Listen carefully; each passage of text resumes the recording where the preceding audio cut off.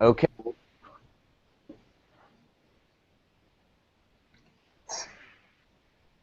Can't hear you, Ken. .com. You can't hear me? Oh, now we can.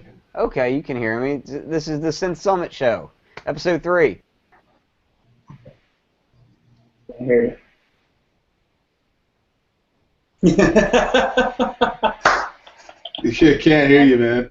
Oh wow, something's going on with the mic here. It's Let me. like something's grounding out or something. I think it's your mic. Sounds like your mic's shorting out. That would happen right before I go live, wouldn't it? So okay. High-tech motherfuckers up in here. Okay, so I'm gonna have to use the built-in mic as opposed to my lav mic. So that happens sometimes on a live show, and I assume everybody can hear me now. Yep. Yeah, All we can right, hear so you. Yep. this is the Synth Summit Show, episode 3. That's starting off in a wonderful fashion. We've got audio damage, which is exactly what's happening to my microphone right now. So that's great. So this show, we're going to be talking all about modular synths, gear, a little bit about some software, and a lot about just the future of modular gear. And with me, I've got my co-host, Bryce Upright. So, Bryce, why don't you say hi? How's it going, everybody? Anything new happening in your world? I'm sorry, no, nothing going on. Well, actually, I'm working on just the album for Cold Busted, but that's about it. Nothing new. Well, actually, I bought the Roland Boutiques. Loving those. Loving all 3 of those. You know, well, my massive hands. You know, I get a lot of flack because they're so small. You know, but I love the sound of those things. They are amazing. Love them. Yeah. All right. And let's introduce Chris. Chris, you've got this company. I Why do. don't you tell us what it is and what it's all about? Well, it's me and my partner, Adam Shoptalk. We have this little company called Audio Damage for, 13 years now. And we make plugins and modules and soon guitar pedals. Ooh, nice. And like that. Excellent. Yeah. So what I really want to get into, we're going to dive into some of the current things that you guys have going on over at Audio Damage. But before I dive too deep into that, I want to get a little bit of the history. We're going to talk about maybe how you guys got started. What was the first thing that really kind of made you guys want to start making anything to do with audio? Well, Adam had just left. I was doing QA at Psych 74 and working on what became the Mode package that they released for Pluggo way back in the day. And that was actually my first instrument and effect design gig. And Adam was brought in as a contractor to work on that. And he and I, during the course of that, were like, why are we making Pluggo stuff when we could just make plugins and sell them to everybody? And because Pluggo was a great thing when it first came out, but by the time we were doing Mode, it had had its time, you know? And so we just went and started our own company, and the rest is history. That was 2002, I believe. So you guys, it started out as plugins. You've got a few plugins out there now that are actually really popular. We were just talking off air beforehand about Rough Rider. Around how many downloads of Rough Rider that are legit downloads, at least, that you can track? It's a free plugin, so they're all legit. So, we're coming up on 500,000 now, so. 500,000 downloads of Rough Rider, and it's kind of become like a staple of a lot of people's setup. I mean, I deal with a lot of community groups, and when people talk about compressors and plugins, Rough Rider is always at the top of people's list when they're talking about it. So there's videos on YouTube that I have nothing to do with, never met the person, don't know anything about them. People having big, long explanations of how to use it to the best of its abilities and where to use it. And the funniest thing about that to me, that is such a standard, is that when we first released it, If you go back and find the threads on KVR or whatever, people are complaining so much about the high-end roll-off on it. And I love that. I love that. I did that on purpose because, most of the stuff you compress, the top ends up being a little too crispy, you know. And right. I was like, well, just throw a low pass filter on there and be done with it, and then that's one step I don't have to do in my mix. And so even at modest compression ratios, I think it still has a lot of character. And of course, if you crank it, you get some extreme character. There's a lot of saturation stages in it. Anytime we add two signals together, you don't have to do it this way, but it's something we do as kind of the audiodynamic sound. We run them through a soft saturation, and as a result, in that plugin, because there's so much gain as well, it starts to build up and it gets that kind of chunky sound to it. Yeah, it's hardware are the same in that regard. You know, the signal path informs, and how you mix stuff informs what the result is going to be, and roughly is very much close to that.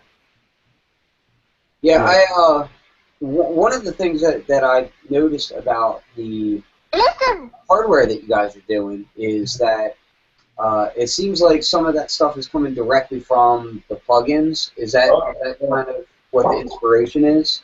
Compressor, the new compressor, which we cunningly named Compressor, is Rough Rider. It's the same code. So we've altered it a little for the Eurorack context, you know, where it's going to be used the most, obviously, and gave it a sidechain, but it's the same exact compressor code. You got to be kidding me right now. Are you serious? That's wow. That's good news. That's good news. I feel like you just said Dimensions is our fluid plugin. So it's got that's a chorus, right? Yeah. It's got an extra mode that it's super thick, so it's not really. It's great for some things, better than anything for some things, and not great for subtle chorus. It's not subtle at all. And nothing we make is. Most choruses have 1 or 2 delay lines. It says 6, so or 7 actually. So the feedback gets pretty beefy. But yeah, it's the same exact code. You know, we just have altered it to fit the context. That's why we designed this platform so that we could use the code we already have. That's awesome. And have a quicker release cycle as a result. I didn't hear what you said, Chris. Is Dimensions built based on anything, or is that? It's on our Fluid plugin. Okay. Our chorus plugin. It's got gotcha. It's got an extra excuse me. It's got an extra mode in it that the plugin doesn't have. It's not a Dimension D clone, but it follows the same topology as Dimension D. It switches the topology of Fluid to match the Dimension D. So it's a little different tone. There's not a ton of difference, but it's different. You know, so it works better. Gotcha. Yeah, the whole idea behind the modules that you guys are working with right now, so you've got like a platform that you're doing, and I guess you're kind of working out a whole line. Yep, that's this guy right here, which is we call it the ABAB03, which is the first line of modules we did were ABAB01. And I like to make a common platform for all the products. It's just the way we think. You know, being plugin developers, we're used to having VST as our environment, and so we made our own little environment for Euro as well. And the reason we did it separate like this, actually several companies do this, is so that everyone could have a different panel and still have the same, like all the stuff that they all need, like the USB port and the processor, the codec. They're common. Every module we make is going to have those, so we might as well just put them all on one little board. Gotcha. And then the panels is a separate board, you know, so each one can have a different panel. Like this is a prototype I just got. It's got 3 knobs and 2 switches and a button, whereas, you know, these ones have 4 knobs and a switch. But, you know, they're the same exact. They'll run like this is Dimensions code, but the product I'm making for this will run on either one. It's just on what the panel's going to be. So, I mean, it's just The reason we do that is so that, like, I'm in no way an engineer. I'm not any sort of engineer. But I'm able to work with our DSP library really well. Adam built it with my dumbass in mind. So I can. So while he's working, the projects that he works on take a long time to do. Like Sequencer 1, took a year. What he's working on now, he spent all of 2015 on, and we'll be showing it at NAMM. But while he's doing that, obviously the company needs to sell things. So I'm able to use this platform, and our other engineer Eric does the circuits for these. I'm able to look at our existing IP and say, well, I can use that that'll fit on this. So Eric, Gotcha. Make me a panel. Then I send the schematics to WMD. They bust me out a prototype. I actually just got these today, and then I'm able to do the code using the code that we already have from our plugins and whatnot, while Adam is working on the big expensive shit. That's pretty cool. That's pretty cool. So it lets the company keep a flow rather than having totally. Yeah. To make something new every time. So these are primarily for me to work with, these little guys, and then when the big ones come out, that's Adam's work. So because he's an electrical engineer and a computer engineer, and he's able to do much more sophisticated stuff than I can do myself. And actually, the guitar pedals we're working on is the same thing. This pedal, the code that's on this pedal will run on this, and vice versa. So, they're identical. So it's just a matter of what box we put it in. If we put it in a plug-in, or we put it in a guitar pedal, or we put it in a module, it's all the same exact code. So that this enables us to release things a little faster and respond to like if the customers don't like something, we didn't invest a year in it, so it's not the end of the world. So Right. who were you saying is responsible for handling the actual hardware development of it? Well, it depends on the product. Like Sequencer 1, Adam did all of the development of that by himself. He did from bare metal on up to the finished product. That was Adam. Obviously I'm involved in the design process, but the actual mathy bits he does. We have a contractor, Eric Brombaugh. He actually does most of the digital modules you find in Euro. He does all of Paul's digital modules. Yeah. I've heard of him quite a few times. Paul talked about it a little bit. He does all of, or did all of Bruce Duncan's ModCam's digital modules. And you'll find that the vast majority of digital modules out there are based on the STM32 processor, which is most of them, use a open source project he put up about 4 years ago. So like the new 4MS filter is based on his project. The mutable stuff, like it's all from that one common source. He lives here in Phoenix, so Kind of one of the nice things about Eurorack in a way is kind of the tight-knit community and the way that people kind of interact and feed off of each other. With a couple exceptions, we're all pretty good friends. So. Yeah. So, notable exceptions. I'm a shit. Yeah, I was about to say, couple exceptions. If this was TMZ, I would dive down that path. But that's not what spirit we're in. I'll talk some bullshit about Do I need to start a TMZ Eurorack? Is that what it is? The modular world, the smut of the modular world. Yeah, exactly. I got all the dirt. Yeah, luckily, I will say that there's been the glut of the community has been positive, and there's always going to be some negativity in the world. That's the whole reason why the zombie apocalypse is coming. But I think that there's a whole lot more positivity in this community than you see in a lot of communities, and it actually really. It's funny because I I was talking to a friend of mine the other day about it, and I was likening the current trend of small manufacturers in music making, not just Eurorack, but DIY guitar pedals and small companies making little boxes and whatnot. And I told him it really kind of reminds me of I live in Delaware, which in the early and mid '90s we had a really strong hardcore punk scene, and there was a lot of these collectives that would help each other out and kind of build each other up and rent halls and do shows. And it really reminds me of the same kind of punk rock vibe in a way, of where everybody's really helping each other. And there's competition, but the competition feeds off of each other, you know? So when we started, Tony Delano and Scott Yeager gave us so much help. And, I mean, they didn't even bat an eye. You know, I had known them before, so before we started doing this, so I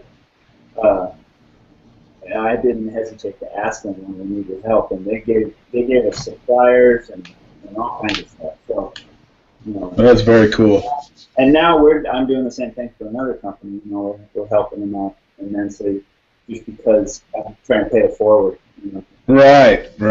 Like WMD, who we're basically in partnership with. They make all our stuff, and I talk to William every day. So it is a very close community. So I think what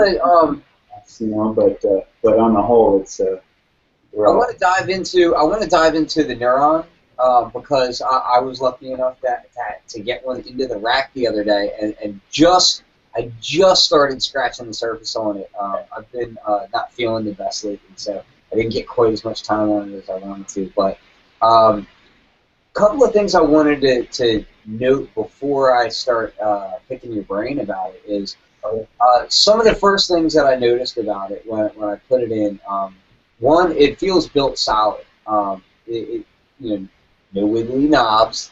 It's very firm. And one thing that I immediately noticed when I just started kind of tweaking with the tunings of it is that it can actually go pretty high. Yeah. I was surprised at the fact that I seem like I can get some really interesting character-filled upper percussion, like not just toms and things, but just the really high range of percussion.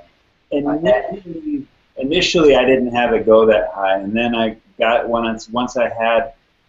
I was running it on one of these little guys, and I only had 4 knobs. So once I got a prototype and I was able to actually really start playing with it as well as mainly, I decided to go a bit higher because you got the main oscillator doesn't English, but the FM oscillator does, and with the two of them together, you could get some really cool discordant stuff that I thought worked really well for singles. So that's why I ended up going as high as I did on that. Another aspect of it that I've really been enjoying is the fact that every knob on there has a CV input. Yeah. So you can really get into rhythmic modulations. That's really good. So I've been using it primarily with anti-module TikTok, and what I do is I'll send like a hi-hat sequence into it, and then a snare sequence into it, and a kick sequence into it to modulate it in different ways. And I'm able to get like 3 or 4 different drums out of it just by modulating it in the right way. Yeah. All of that out of just one module. One thing William had showed me, I didn't actually even ever think of it. I think when I make music, I'm like super left-handed, so I think in a very, I see the forest, not the trees. William from WMD had showed me that just putting a trigger in the on the noise control when you're playing a kick drum, it gives you a hat as well. Yeah, that's like little stuff like that. I mean, I have 3 neurons in my system, so I don't need to do that. But that's for sure. Right. Because I make the fucking thing. Well, yeah. Well, what I noticed was, so I really like FM synthesis for drums because it gives you a really interesting control, and the way that you have the blend from oscillator to noise allows you to throw a simple trigger source into it to push from a deep sound into a high sound really quickly. So you can do that, but you can also use that as a way to add like a beater sound to a kick. You know, Right.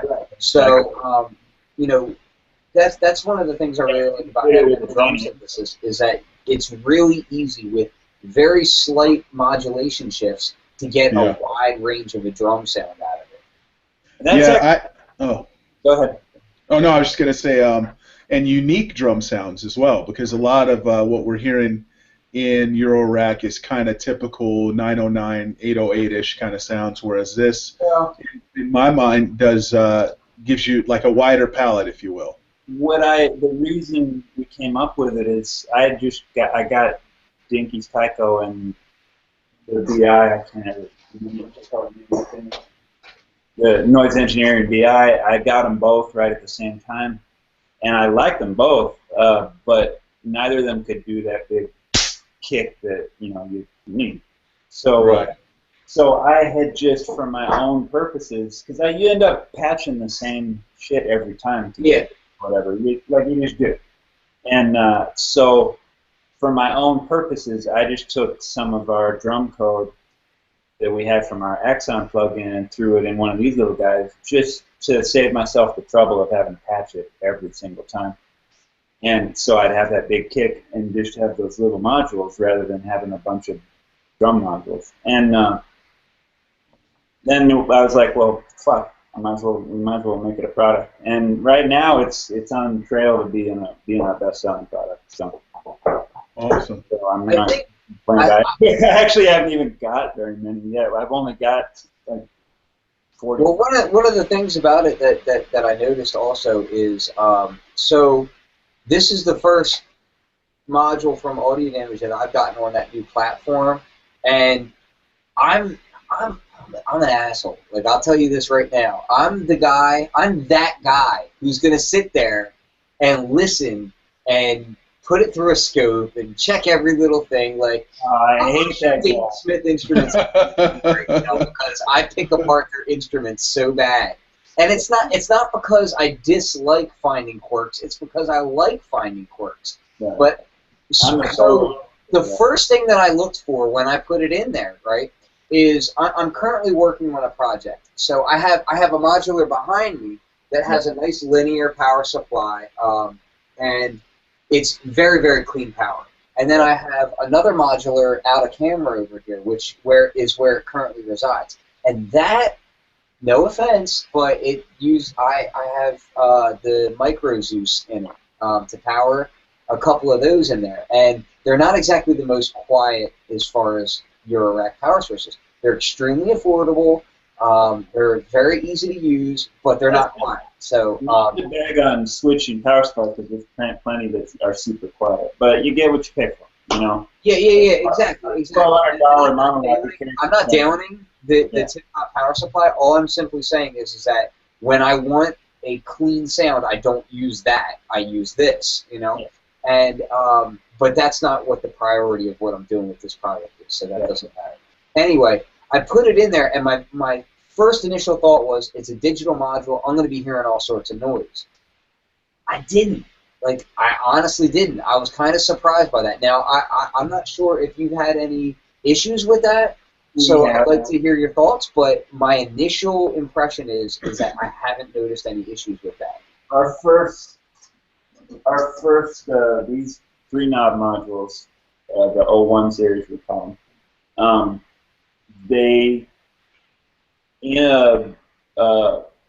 ironically, we had less problem with switching supplies, like good switching supplies, than we did with linear. Like in the Dofer cases, where you're gonna like more digital modules in there, the more power rail bleed you get. You know, the more whine there is, basically. I ended up cutting removing the ground entirely from my Dofer cases because of the. I don't know why here in Arizona it just works. You just disconnect the ground. Not the Don't worry about the science. Worry about the magic. Yeah. Kids, don't try that at home. Yeah. That's how I got rid of the whine and notes. But, when we did these, we'd had some complaints about that for sure. So I'm not going to deny that. The pots were shitty. We didn't know how to make things. Now we've learned a lot. And these ones, that's why they're a little pricey. They have the best of everything in them, and it's a lot of thought went into the design, and we took everything we had learned, and they're better products all around. But that's a direct result of, and I'm not an engineer, so I don't know why it's happening. I'm just going to complain to Eric and Adam until it stops, and how they figure out how to get around that is not really my concern, or, they just do it so I won't whine anymore, I think, really. So let me ask a question about that. So as far as the Neuron is concerned, because you talked about some of the other modules that are on the new platform coming from a plug-in area where you've kind of refined the code and people like it. Does the Neuron come from any of those? Like where was the basis of that code coming? It started out as we have a plugin called Axon, which is a neural, I call it, it's going to be on 7-voice FM synth or something like that? It's and a sequencer. Instead of an artificial neural network, and PC police are going to issue me a summons for this, but internally we call it the RNN, or the retarded neural network, because it doesn't learn. But it's terrible. I'm going to hell. Whatever. And those FM drum voices, I love. They're not dancy. They're just for making Autechre kind of, Who would have guessed you like that? Yeah. I didn't start a concert, and whatever. This was the clean shirt on top of the pile. My wife did. So I started with that since that was handy. We have a good FM voice that I designed years ago. The problem is that I designed it years ago. So Adam made what I had asked him to make in 2008 or whatever. But in 2015, it doesn't sound great, So I ended up altering it to, and again, we couldn't. This platform has a maximum of 8 controls. So let's just say 8 for the sake of argument. And so the Neuron voices in Axon have about 15. So I had to dumb it down a bit and then and modernize it. And that's how the distortion. Let me ask you about that real quick. To cut you off, because that's what I'm known for doing. So let me ask you about the dumbing down aspect of it. When you're deciding to pick controls, is there any aspect of it to where you want to combine controls? So like maybe I'm adjusting one parameter, but it's really adjusting a couple of parameters slightly? That happens almost every control we have, and that's most of what a designer does, is determine, especially more so in plugins. In analog design, it's almost impossible. You have a potentiometer, it does what it does, but on a digital design, we have a range. There's this, I'm going to get into shit I don't know, I shouldn't be talking about, but I know that the value is 0 to 4095. So that's some bits, 4, a 6, I don't fucking know. And then we convert that to a float, which is, 0 to 1. And with that information, I can do whatever the hell I want. I have a knob that goes from 0 to 1. I can rescale it so that it's logarithmic. I can make it control 8 different things in different ways, whatever. So because we have so little to work with on this, I try to, like in Neuron, for example, I've got the distortion knob. It's actually 3 different things are going on behind the scenes, and they're rolling in and out. Or the noise is a crossfade, but there's also a high-pass filter that kicks on at halfway, that brings in that filter. So, that's cool. That's super easy to do in a digital module. On a analog module, it's a goddamn nightmare. You know, so that's How much of that information, as far as the nerdy stuff, like people like me get into, how much of that is available on your website as far as for us to find out about and just to kind of know our modules better? Do you keep that like under lock and key as far as like, you know, okay, like, you know, this is just how it is and, you know, get to know it, or is it, you know, do you allow people to kind of like, well, know we don't open source, you know, we're not freetards, but I'm as open as I can be without giving away the farm, because we do have competition, and like a lot of it, you don't want to see how the sausages are made, you know. I personally, as a musician, I could give a shit. I'm not, you know, I'm going to turn the knob that either does what I like or doesn't, and I don't really care beyond that. And a lot of our products are designed with that in mind. You know, most of them, they're as simplified as they possibly can be, because the vast, especially the plugin users, the vast majority of people are just preset pins. You know, they go and flip through them until they find something that sounds kind of what they were looking for, and then they adjust it a little bit. Now, do you think that the Eurorack world is in the same regards? Because, you know, Eurorack is opposite of preset. However, there's still a lot of people who just want a module that sounds good. I don't fully understand the mentality, because I don't approach it. I've noticed we've been doing this for a couple of years now, and I've been to a lot of these shows and done some clinics and whatnot, and I've kind of worked out what's going on. There's a lot of users that are like me. They're, you know, either currently or previously or future professional musicians, and that's their thing, is making music. And then there's a huge swath of them that really enjoy the community of it. I mean, when you buy into Eurorack, you buy into a club immediately. Yeah. Right. And they like exploring sound and the experimenting of it, but they're never going to play live or release a record, you know, and it's not really that important to them. Their personal satisfaction and experience and the community is the important aspect. And then they're like, what I don't understand, and I notice this a lot, is that I will gladly, if one of our products becomes the subject of this, you know, everyone jumping on the bandwagon, I will gladly sell them. I have no problem with it. But as a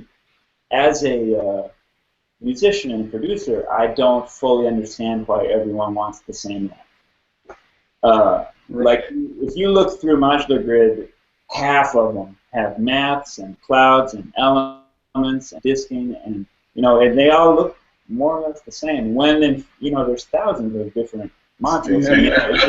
And I'm not bagging on it at all, and I will be more than happy to be in that club. But I don't understand it. I don't. If someone wants to illuminate me, I'll speak to one slight answer to that. I changed. I don't know if it was me or not. But okay.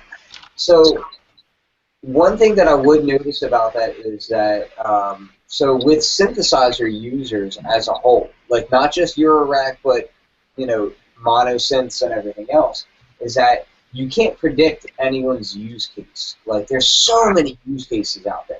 No. So that's actually the same. I can't even predict my own use case because I originally came from a punk rock background to a jazz background to a really hardcore hip hop background to now I primarily do sound design.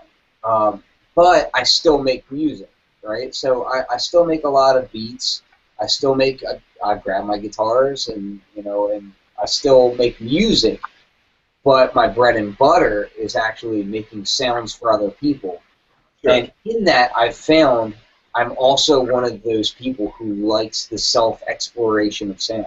I find the science, and even if I'm not an engineer, I find the science behind the sound very, very interesting. I find, like, my father is a very, very good ham radio technician, and he's like, I mean, he can Morse code faster than anybody I've ever seen. And part of that is he has a room full of radios. I grew up with that. So another aspect of it is like just I love all the knobs. I love, you know, getting into the twiddly aspect of it as well. So there's all these different like intricate aspects of it that you can never fully predict which way everybody's going. But at the same time, it's like at the end of the day, I want something that sounds good. And even if it's not technically right, if it sounds good, that's what I want. So the Prophet 12, for instance, the triangle wave on it, I discovered is nowhere near correct. Like, it doesn't look like a triangle wave in any way, shape, or form. And Dave Smith fans will shout you down for saying, hey, you can't say a bad word about that. I'm not saying a bad word about it. I'm just saying that what is called a triangle wave on this, on output stage, is not a triangle wave.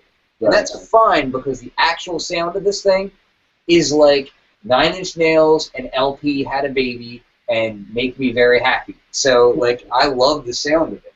I wanted to kind of speak to that too. What Chris brought up about everyone having the same module, because recently we saw I would say the last two biggest modules to come to kind of where everybody kind of jumped on that bandwagon was the Teleharmonic and the Spectral multiband.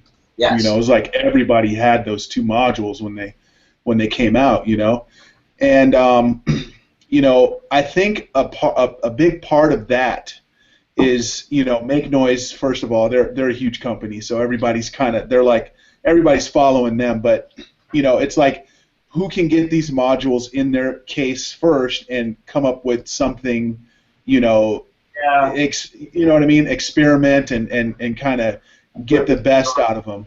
And yeah, and then the weird thing is like, you know, now I'm seeing them on Facebook, like people selling them. I'm like, whoa, you know, this is like the hot stuff. There is a very fast turnover market. I mean, with those modules, because it's like everybody wanted them, and then they decide, oh, well, it's not really for me, you know, and so now let me get rid of it, you know. So a lot of people in this, when it's more of a hobby than a professional tool, I think a lot of people just buy something and see what they can do with it.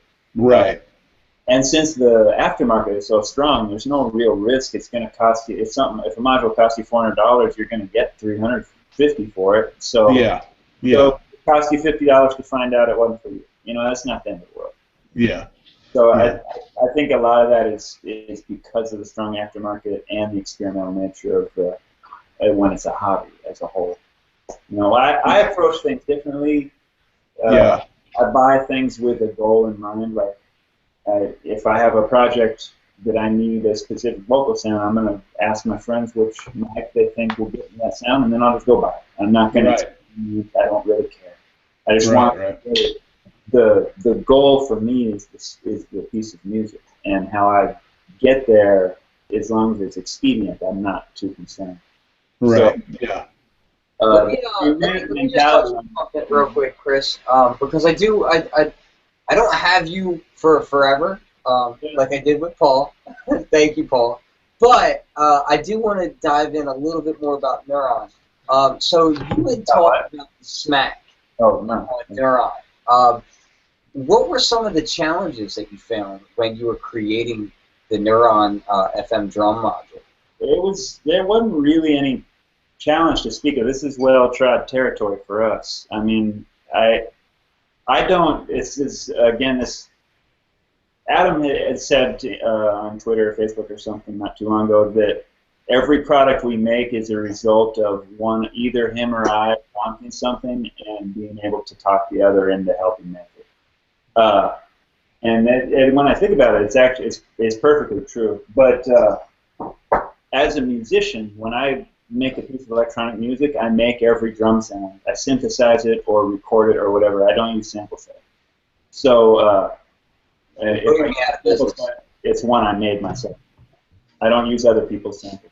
So it's just because I've been doing this so long, I've made so many records, 240 or something, that I have to do it to entertain myself, to keep myself interested. And one of the things about 4 years ago, I was like, I'm never going to use another person's drum sounds ever. And I got in the habit of it. So when I start a song, I go and I make all the drum sounds first. I make a machine kit, or I just do it live in the drum rack. And so as a result, I'm super quick.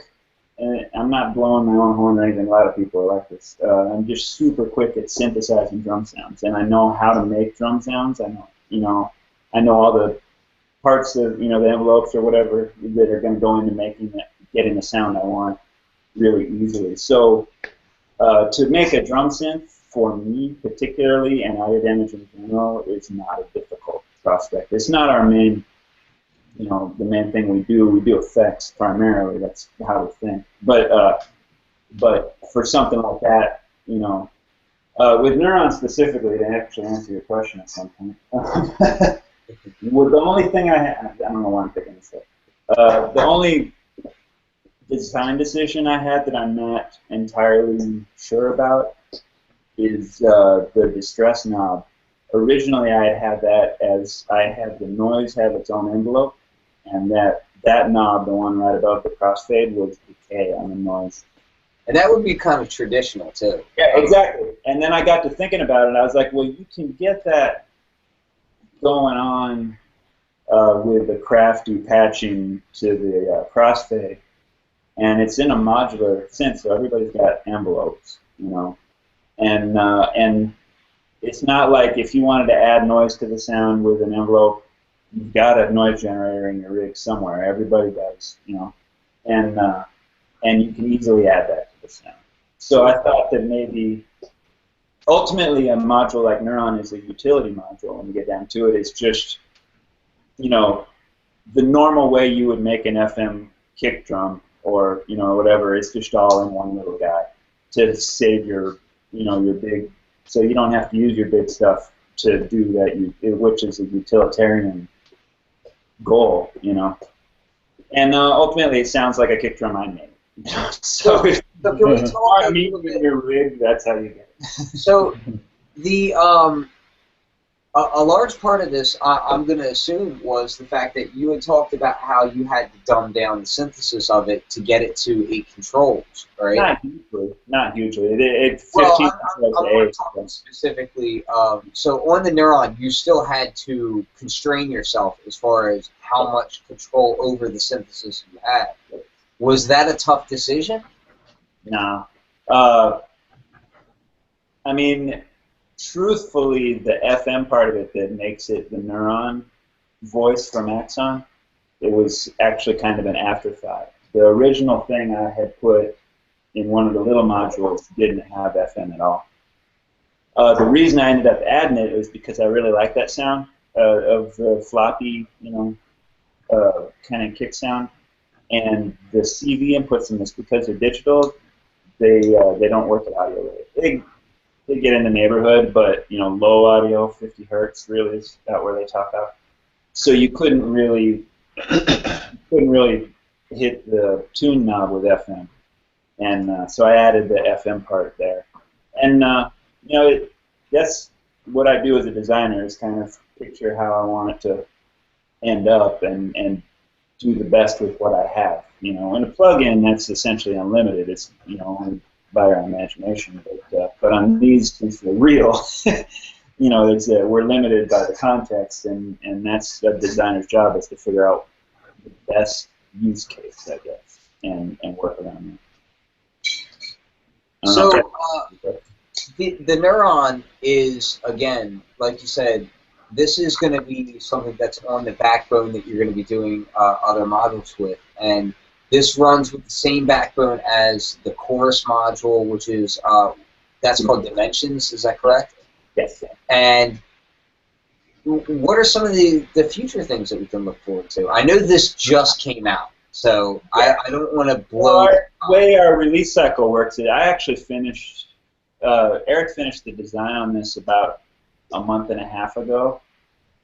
So I've actually been waiting all this time. I was hoping they'd come today, but they didn't.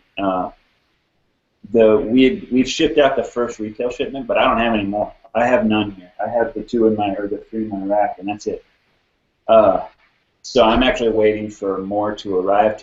We got every store in the world has ordered them, and I don't have any to send them. But you got to keep in mind that I actually finished this, and I've had one in prototype stage for 6 weeks already. And in that 6 weeks, I've been thinking about the next product, which I'll do that. I'm right there with you, though. That can be frustrating. I'm not sure how much I want. I've already put it on Instagram, so I guess it doesn't really matter. This is called Spectre, and in honor of the atrocious James Bond movie that just came out. It's the electroharmonic freeze pedal. Are you familiar with that? Say that again. You kind of broke up. The electroharmonics freeze pedal. Okay. Yeah. That's it. Very nice. It's got some extra controls, obviously. Yeah, I don't really want. I haven't finalized the. I think you have to say like what is it? What's the legal speak? You can't say that's it. You gotta say something kind of slick. That's almost it, or inspired by. Based on.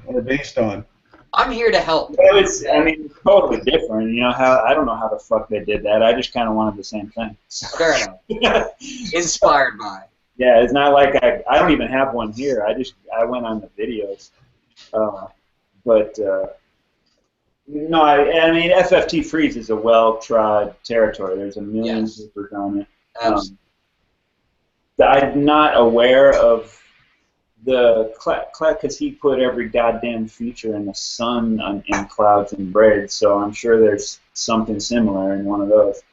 I don't understand the mentality of that either. It's like I never want to make another product, so I'll put them all in one. I don't get that. But well, you know what? Let me just say something that like we said, there's all these different mentalities as far as what people like. Yeah. I am finding out that in Eurorack, I'm actually not a fan of diving into a module.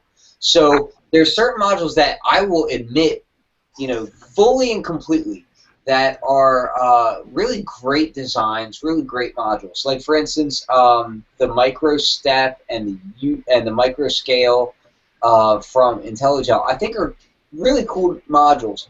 What I don't like is I really don't like having to button press to go into this mode and do this and that, because the whole point to me of a modular is that you shouldn't have to do that. Like the whole point is, if you want more space, buy a bigger frickin' rack, okay? Or remove some stuff. Hands-on control. For one, though, that's unavoidable. It is what it is. Yeah. I mean, if we broke that out, it would be 104 HP and cost $4,000.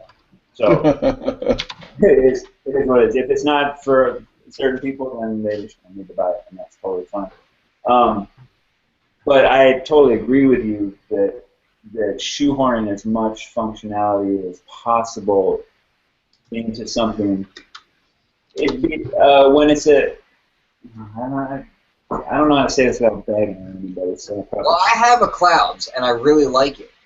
But I'll be the first person to admit that I will forget what a mode I'm in, because I got to remember these LED things. And it's an awesome module. I really like I have the Parasites firmware on it right now, which adds even more.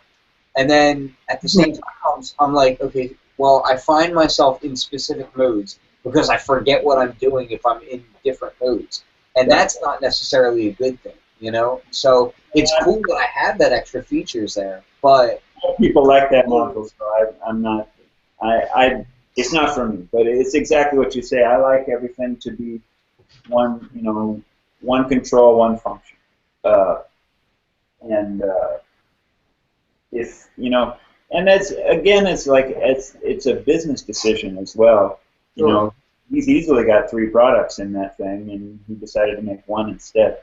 I'm in no way I don't know what he's thinking. I don't know him at all. I've never spoken to him, email or person or anything. So I can't speak to it. I just know what I personally like. Are you talking about Braids, Chris? I was talking about clouds, but Oh, clouds. Okay. You can switch it all to braids too. I borrowed one from a friend of mine for a while, and what I found I was doing is instead of using it with intent, like I need sound X and this will do it. Instead I was just plugging it up and turning the knob till it landed on something. Sure. Yeah, I find that a lot. Well, yeah. So I do everything, I think that's, and that doesn't fit for me. Yeah, no, I hear you. I think that's one of the beauties of braids for me is just having so much available there. You know, it's like it's kind of like, okay, well, you can have a different flavor, you know, but I understand what you're saying as well because you know, people love those modules, so I'm the idiot here. I'm not gonna. I'm not gonna. It's just. Well, that's actually something that I was just about to say. Is like I think so many people are scared to admit that they'll either forget a functionality or be in a just purely discovery mode, or you know, it's okay to have a Euro rack or have this expensive piece of kit and just be in explore mode. You know, like sometimes I really find like don't get locked into snobbery. Like have fun. You know, that's really at the end of the day, even whether you're a professional musician, whether you're a hobbyist, doesn't matter what you are. At the end of the day, music is about joy. So if you're not having fun, then you're doing it wrong. You know? Yeah, definitely. Yeah, I'd have to agree with that. So the previous modules from Audio Damage, I got to ask this just to get it out. The previous modules, are they gone? Like, are they done? Is that out? Yeah, I have Dub Junior and all that, like Aerobox. Dub Junior, Aerobox, Brain Shift, Freak Shift, Mad Hatter, and Averb. They're all discontinued. Oh. Yeah. Oh. They're all the same module as far as I'm concerned. You know, they're all identical inside. They just have different panels. And I have about 30 of those of the brains here that I'm keeping for warranty repairs. But we are not making any more of those now. We'll be replacing some of them with new stereo versions for the ones that will run in stereo, but we're not continuing those anymore. Now, let me ask you a question on that. Okay, why did you guys decide to do that? And then also, have you ever thought about doing one module with all of that functionality? So, you know, maybe you know, like in other words, all 5 or 6 of those in one module. Does that make sense? I've never thought about that. That's a fucking interesting idea, though. I mean, I'm sorry. I'm sorry. Really? No. I call bullshit. I'm throwing the bullshit flag. Well, that's the way they're designed. This actually we'll get into a brief technical discussion. On the STM32, there's not a lot of RAM.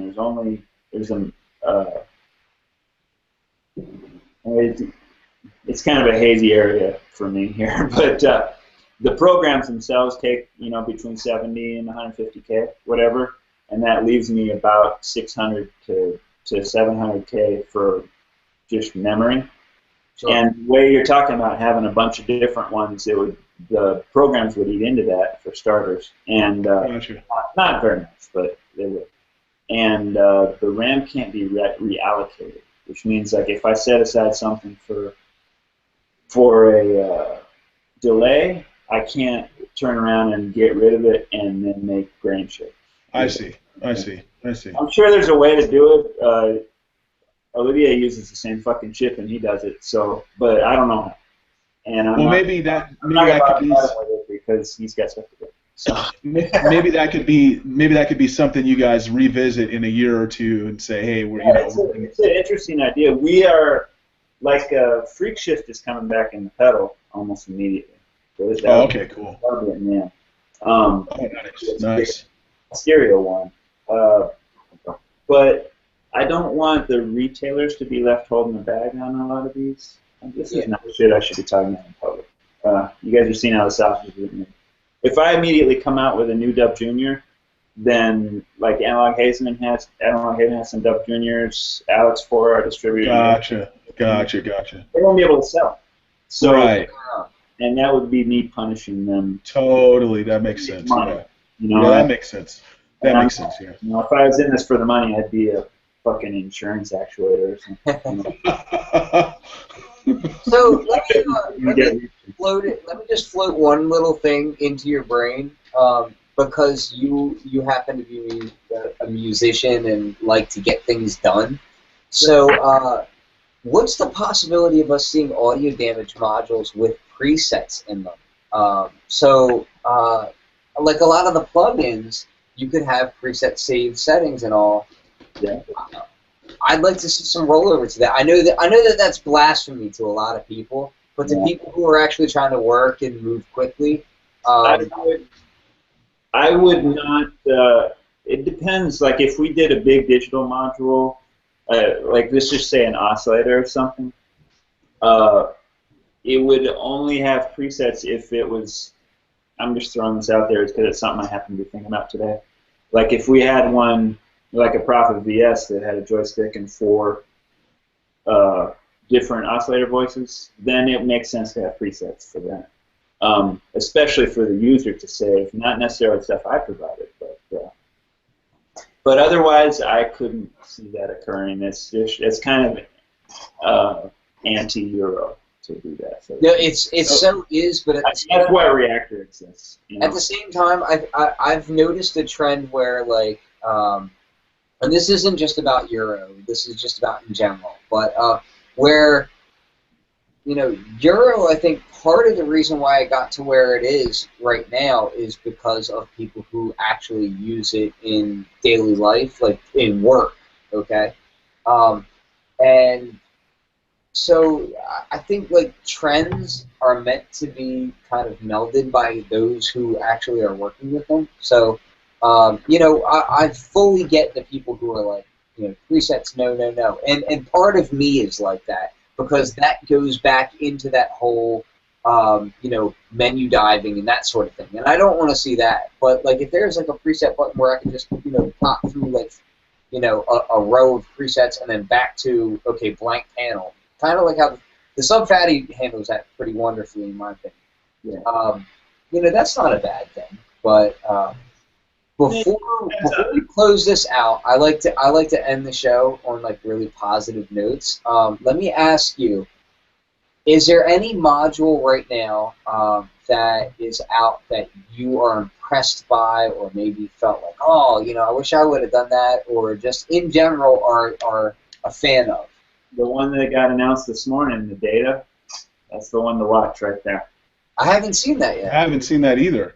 4 trace, oscilloscope, digital oscillator, clock, it's everything. Is that the Mordax? Yes. Yeah, I did see that. You're absolutely right. Yeah, I'm very interested in that. It looks very cool. I think price was wow. $399. Yeah, $395. You should. Yeah. So high end, but there's a lot of added functionality there too. I had just previously commented on a thread where I had said something like, no oscillator or no oscilloscope module should be more than $299. And then I saw this and I was like, I feel like I'm eating my words. I had told him like 8 months ago. I was like, it's been done for a while, but he's been working on the code, or they've been working on the code. And I had told him like 8 months ago, just put it out. But he wasn't. He will sell no wine until it's time. Wow. Well, you know, I have to admit, I've talked to a few different people and said to them, you know, you guys should really just do an oscilloscope module because the O-Tool is great, but there's room for not just improvement, but for change, for a different style, you know? And I'm thoroughly surprised by the hole in the market there. So when I saw this, and it has digital oscillators for, you know, frequency generator, it's got multiple lines on there. I have analog scope over here, and then I use different software scopes. I don't like using software scopes as much, because one, I have to set up software to do it. Two, because I'm using an AC coupled interface. So there's reasons why it's nice to have it in your Eurorack, and that thing seems like it's got a lot of functionality. So even though the price point's slightly on the upper side of an oscilloscope module, I should say, it makes sense, you know. Yeah, I think it's worth every penny. It's really beautiful in real life too. It's the panel is gorgeous. It doesn't, I don't think, photograph well. But in real life, it's this cream-colored powder coat with a really tight silk screen on it. It's just gorgeous. Wow. I mean, and that's a good choice. I didn't expect to hear that choice at all. Like I really expected to hear something that's kind of more tried and true or something like that. But no, that's great. Yeah. I don't. I switch my rack out. If you watch me on Instagram, it's different every day.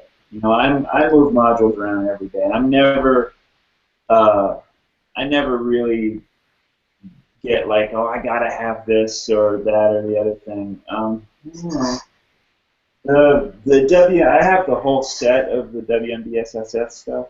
Actually, I can't see it. And that was the last time I was like, I gotta have that. You know, and when they announced those, I wrote William and I was like, they should box up the whole set and send it to me and let me know what I owed. So, which I love. It's a whole synth, you know, and I use it monolithically as well. It's basically always patched the same. Think of it as a monosynth. But no, I don't normally get hung up on gear at all. I noticed that you use software as well as hardware combined. Oh, yeah. I'm not particular at all. I mean, these are software, you know. So. Well, yeah. No, I could care less. The end result is a piece of music with a good hook. People like. Yeah. Chris, let me get you to slide. Just a little bit because I want to show people what I'm talking about. So you've got a machine studio right behind you. You know, it's not just all hardware. It's right. And you've got a guitar hanging on the wall. Oh, nice. A complete control. Are you using blocks at all? Reactor? Are you messing around with that at all? I don't. Me and Reactor don't get along. I use the Reactor player instruments, Monarch, Razor, and then I use all. Gotcha. I did not expect to hear you say that. But, I didn't either. But no, that's fair enough. Reactor itself hardly at all. There's some things like some of the stuff Richard's done and whatnot that I'll pull up occasionally, but usually I don't. I'm using it when it's on an instance. I'll have to get you a copy of System 63 and get your thoughts on that. So that's actually what we've been working on since far before Blocks. I saw in one of the previous videos you were talking about that a lot. Yeah. Now I understand why everything you make has a very musical aspect to it, if that makes sense. You know, it's not because you're a musician. I didn't know that. I really didn't know that. I wouldn't go that far, but I used to be a musician. Well, I see some records on the wall as well. So I see a Mortal Kombat. I don't know what the other one is. That's almost embarrassing to bring up. Is that the techno one? Yeah. Listen, I got paid. I got a trip to Europe. Listen, let me just say this now. I'm going to say this because there's somebody who's going to be watching who's going to call me out if I don't say it. When I was probably 11 or 12 is probably when that came out. And I used to put it on to annoy the shit out of people when they would come over. But I legitimately actually enjoyed it at the time because that was when techno was first coming out. I would just blare it just to piss people off that were coming over to visit my sister. So Dan, don't say I didn't admit to it. Shit, man, whatever. 4.3 million copies. I'll take a little. You gotta do. Heck yeah! Wow. What song was it? A single? Yeah. Well, yeah. That's all I did. What song was it? James Brown is Dead. It's called. So early. You did that? No. What happened was this fella in Belgium had done the original. Okay. And Arista, it came out on an indie in Belgium, and Arista bought the rights to release it in the United States and Canada. and then gave those rights to BMG in Frankfurt to do it for Europe. And when they got the original, and it was playing in little underground clubs in Belgium and Holland with small PAs. You know, there was no Function 1 back then. And when they put it on it's kind of funny, the A&R guy that bought it was the main DJ at the Palladium in New York. Oh, when wow. they put it on the Palladium in that big ass system, it didn't kick. So, and that's how he tested the dance records he bought. So when he he'd already got the track, he owned it, and it didn't thump, you know, it wasn't New York. So he called, I don't know why he did this, but he called up Wax Tracks, which was my label at the time, out of the blue, and asked for a young Trent Reznor type to come and work on it in Belgium. So I got flown over there, and I had recorded my first SMG record, but it wasn't released yet. So this was actually the first professional release with my name on it. Nice. And all I did was I amped it up and made it more American sounding. There's one version on there that has me singing on it, and it's fucking god awful. It's the first thing that I ever sang on that got released, and it's that. You know. Oh, but okay. It's cool. Is it bad that I like this story so much? Like, I remember that song. Yeah. It was weird because I was all industrial and shit. I had my mohawk and my leather jacket and all that. And what I'm known for is a rave track, you know, and this is when raves were Crazy. starting out and just hanging, you know, and wow. I worked at the Limelight at the time, and I'd go in, you know, on Wednesday night or whatever, get my paycheck, and Kyoki is fucking banging this track, and I'm just like, oh my god, you know, because it was so not me at the time. Well, just right. Game with it, because so basically, get out of my sister with it. So basically, you mixed it down. I did. We reproduced it. Okay, gotcha. It's funny because there's no tape of it. It's he did the whole track on. I don't know if you guys. You might be too young. There's this. Akai made this. Is a first hard drive recorder. It was a 4-track. I forget what it's called. DR4. Was it a DPS or? I don't know. I can't remember. I know Akai made it, and it was a 4-track rack mount hard drive recorder. Oh, okay, yeah, that's different. Yeah, I know what you're talking about. That's what the song was recorded on. Wow. So all the recorded elements were on that, and then he gave, so it was that plus an MPC-60 disc, and I was like, here you go. And wow. so we mixed it again and replaced some of the sounds just to make it more American, because like anyone that follows dubstep knows, Americans like hard, brash music, and Europeans like things to be a bit more subtle. And that was exactly the case here. So the American version, James Brown, is harder. You know, it's more American. Wow. That's what I was hired to do, and that's what I did. Wow, that's a cool story right there. So I'm gonna bring it back to audio damage real quick to end out the show, because I don't want to end out the show on that note for you. But for me, I actually love that story. Like, that actually like made my night. So it's so ridiculous, but that's what the SynthSummit's all about. It's about the ridiculous. It's funny because I got like straight techno cred, you know, like. Kids will be talking on Facebook or whatever, and I'll jump into the conversation, and they'll, you know, like, they'll just think I'm some fucking dude, and then one of them will go look at my Discogs or whatever and see that I'm on that, and it's like, that's like legit American techno credibility. Yeah, it is. Like it is. Big techno track. Yep. So wild, man. Like, I would have never guessed, and then I saw it while I'm talking to you.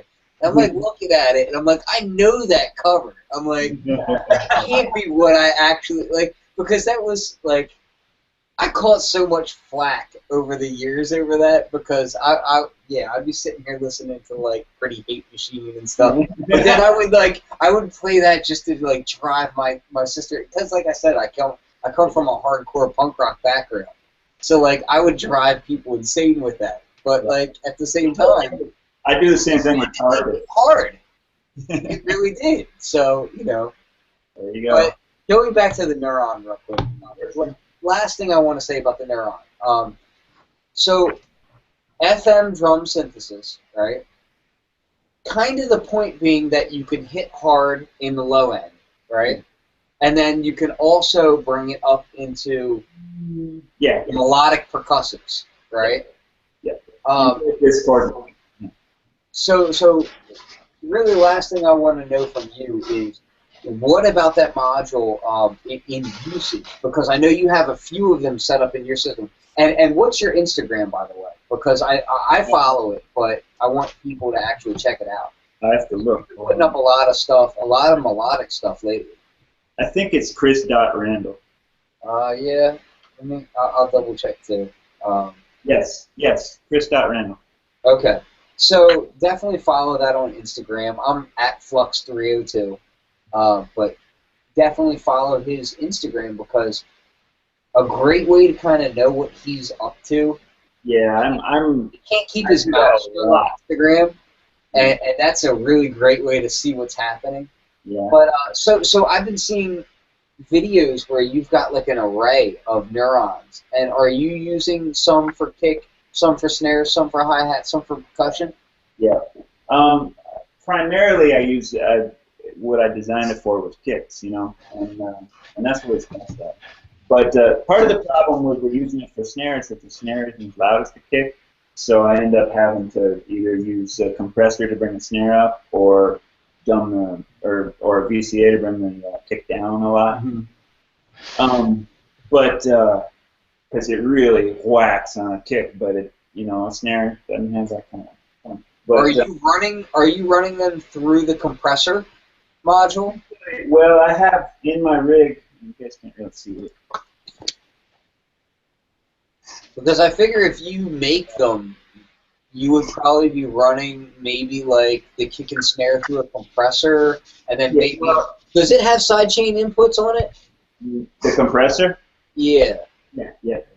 What I generally do is I have a Circuit Abbey intermix down here with the expander, and I put all my drums in that, and then I take the stereo out of that through a compressor to another Circuit Abbey Unify. I'm sorry, not Unify. To another Circuit Abbey Unify. I have two of them in my rig. So and then that one is like my main mixer. That one gets the melodic stuff, and then that goes to the DAW. Or well, it depends on what I'm doing exactly. But for my Instagram stuff, which is what I'm normally using patching for, is it goes to an audio and then right into internet, or right into Instagram. So I did notice that you have, you also have the accent and the choke on it. Now the choke is actually kind of unique to this module. You don't always see a choke on a drum module. What brought about that? I actually would have left the accent off, given my druthers. But as it turns out, we were able to put 3 triggers on it once we got rid of the second audio output, and so that's what we did. But it's got to have a choke. I don't understand the question. Well, no. What I'm saying is that a lot of the drum modules don't have chokes for shutting off the envelopes. Well, choke is hard to do analog, or that's what I've been told. Anyways, I'm getting into talking out my ass. It's nice that it's there. Like, no, I really appreciate it. It's fun when you throw it. I like enveloping especially if I'm not using it for kicks. If I'm using it for just percussion. I like throwing a separate trigger track into that's all random or whatever, and hitting. Does that give you like a kind of staccato kind of effect at times? It just kills it. It kills the envelope. It slams it closed.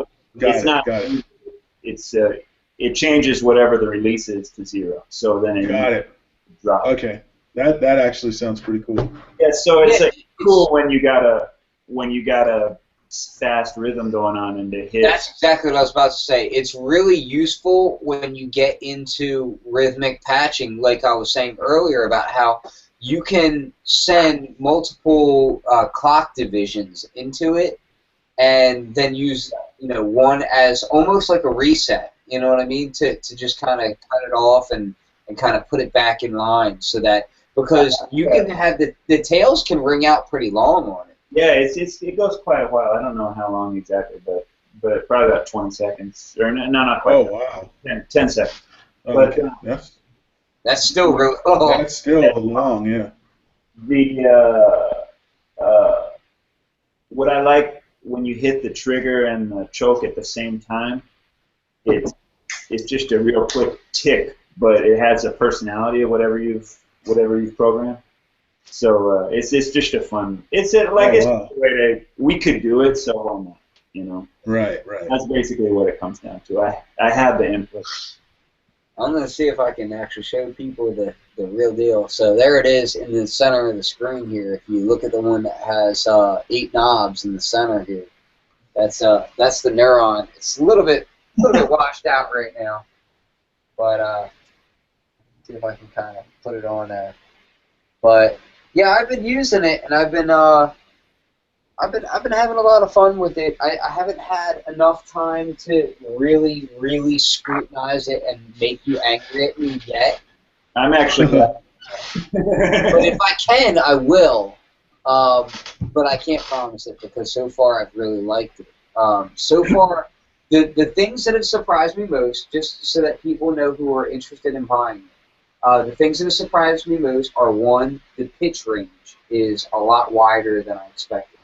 I expected it to be really low end, mainly because FM drum synthesis is easily known for kick drums and then just like a slight touch of modulation. The modulation on this one goes pretty extreme, and you can do not just toms. I'm thinking like almost like rim shots and weird like spaced out drums. Just strange, interesting drums. Yeah. And so I've been, I did a patch the other day that I put on Instagram. I didn't even really tag the Neuron in it yet, and I didn't tag your name in it or anything like that, just because I literally had just put it in my system, and I was like, okay, let me see what happens. And I used it. I found myself, interestingly enough, I hadn't talked to you about it, but I just used it as a kick drum because that's what sounded instantly proper, So I'm happy to hear that was kind of in your mind. I set the knobs when we ship them. I set the knobs when you plug it in. It's okay. Well, I start twisting knobs before I even plug it into my ear. Yeah, I do that. I'll just sit here. That's your preset right there. Is set the knobs before you ship. Yep, exactly. So when we're doing plug-in, we'll go ahead and close out the show. And let me move my camera back so that I'm halfway on camera here. I'm almost okay. Let me lower my seat. I don't know. Low enough. I'm jumping down here. So we'll close out the show, and I'll say that this was episode 3 of the Synth Summit Show. Audio Damage, who is really working hard to make musical gear that you'll actually use and be productive with.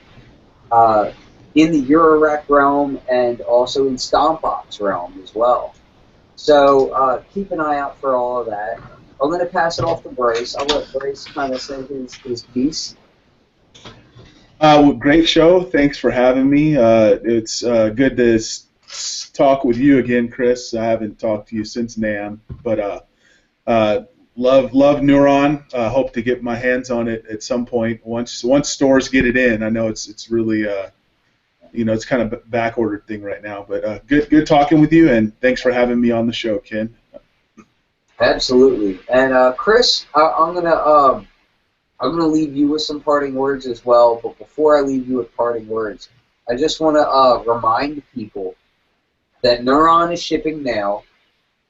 So definitely go ahead, look around at the different distributors, and check out Neuron. And are the compressor modules and What are the modules that you have that are not discontinued that are out right now? Can you please run us through that? Signature One, of course, which is our main product. Audio, which is for your iPhone to hook in your modular or iPad or whatever. Compressor and Dimensions and Neuron. That's our line right now. Soon to be joined by Spectre, and we might have a couple things at NAMM. Couple, 3, 4 things. Well, I'll be at NAMM, so I'll definitely make sure to stop by, and I'll be live. The WMD group booth. Say that again? We'll be in the WMD group booth right next to Moog. We got a couch in our booth. Well, I'm glad that you have a couch because I have a feeling that we're going to be there for a while this year. I learned my lesson last year, man. We didn't have a couch in our booth, and I'm paying for it now. Yeah, absolutely, because I'll tell you, if you've ever been to NAMM, your feet get worn out and your vocal cords get worn out. It is the most energetic time a music nerd can have. But I will say this. So I will be at NAMM this year. Last year I had my baby, Ollie, my newborn son, who's doing quite well, I might add, and he really wants to play with synthesizers, but as I learned from my daughter Ellie, no, until you're old enough, okay? Because I've worked some CDJs and a few other things with her. So anyway, I just want to say, everybody out there, please support Chris and Audio Damage because they're actually doing quality material. Why would you not support them? Check it out. Head over to the different distributors that you're familiar with, Control Voltage, Analog Haven. Who else do you have modules in? Oh, Jesus. Can you think of a few off the top of that? Perfect Circuit? Yep, Control Voltage, Perfect Circuit, Analog Haven, Detroit Modular, Foxtone, Control, of course. Mamie Antenna has, they buy from Analog Haven, so I don't deal with them directly, so I don't know what they have in anything. And then most of the European stores, they buy from our distributor, which is Schneider's. So Mamie Antenna is also in New York, and then Foxtone is out in, what are they in, like Minnesota or something? They're out Midwest somewhere, right? Minneapolis. Yeah, okay, so they're out there. And I know the East Coast, so you got to bear with me. Synth City, which is in Chicago. We're talking about adding Switched On Austin. I just spoke with him. And you're based out of Arizona, is that correct? The company is in Boulder, Colorado. I live in Phoenix. Okay. So we actually, Adam and I hardly ever, in 13 years, we've hung out maybe 3 times. Isn't that a beautiful thing about the internet? The company was 8 years old before I ever met him in real life. That's wild. Awesome. It's awesome. Yeah, and you know what? I have some of my absolute best friends are, all across the U.S. and in Germany and whatnot, and I see them very, very rarely. So it's one of the beautiful things about the world we live in today. That's why I like NAMM, because that's the one time a year where I see everyone I know. Yeah, absolutely. Yeah. That's like our meeting place. So so everybody, please support Audio Damage and the Synth Summit Show, fluxwithit.com. The Machine Warehouse is about to be doing some amazing changes and weird things that I'm not allowed to talk about yet. But I've been working hard. I swear to you, I haven't been slacking. So please support, and we'll see you soon. Peace. Peace out.